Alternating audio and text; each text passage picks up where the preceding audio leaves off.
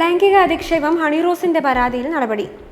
ഒരു വ്യക്തിയെ കൊന്നുകളയാൻ കത്തിയും തോക്കുമെന്നും വേണ്ട, ഒരു കൂട്ടം സോഷ്യൽ മീഡിയ പ്രൊഫൈലുകളിൽ നിന്നുള്ള നീചവും ക്രൂരവും അസഭ്യവും അശ്ലീല ദ്വയാർത്ഥമുള്ള കമൻറ്റുകളും ക്യാമ്പയിനും മതി. പറഞ്ഞത് ഹണിറോസ് ആണ്. എന്താണ് സൈബർ ബുള്ളിയിങ് എന്നറിയാമോ?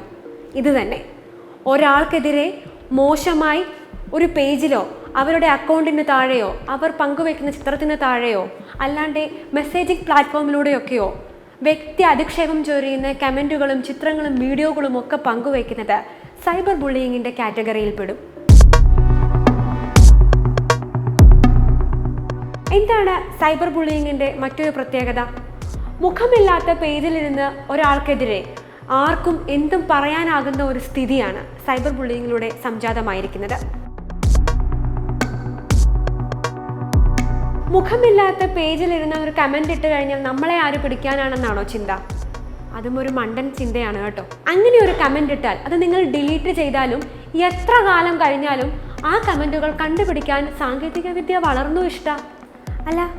അപ്പോൾ ഇനി അശ്ലീലം കലർത്തി പറയുന്നത് മാത്രമാണോ സൈബർ ബുള്ളിങ്? അല്ല, നമ്മൾ ജസ്റ്റ് കിഡിങ് ആയി പറയുന്നത് എന്തും സൈബർ ബുള്ളിയിങ്ങിൻ്റെ പരിധിയിൽ വരും. ബോഡി ഷെയ്മിങ് വരെ സൈബർ ബുള്ളിയിങ് ആണ്.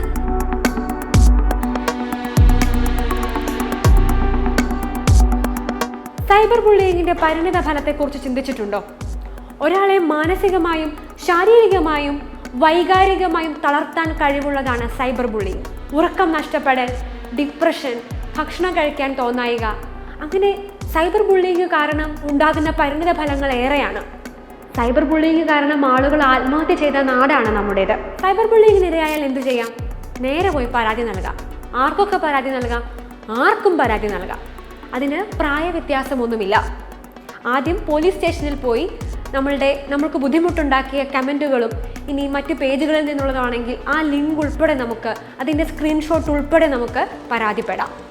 പോലീസ് നടപടി സ്വീകരിച്ചില്ല എങ്കിൽ നേരെ മജിസ്ട്രേറ്റ് കോടതിയിൽ പോയി സ്വകാര്യ അന്യായം ഫയൽ ചെയ്യാം. ഇന്ത്യയിലെ നിയമ സംവിധാന പ്രകാരം കുറഞ്ഞത് 3 വർഷം വരെയെങ്കിലും ശിക്ഷ ലഭിക്കാവുന്ന കുറ്റമാണ് ഒരാളുടെ ചിത്രത്തിനടിയിൽ പോയി മോശം കമൻറ്റുകൾ, ലൈംഗിക ചുവയോടെയുള്ള കമൻറ്റുകളൊക്കെ പോസ്റ്റ് ചെയ്താൽ ലഭിക്കുക.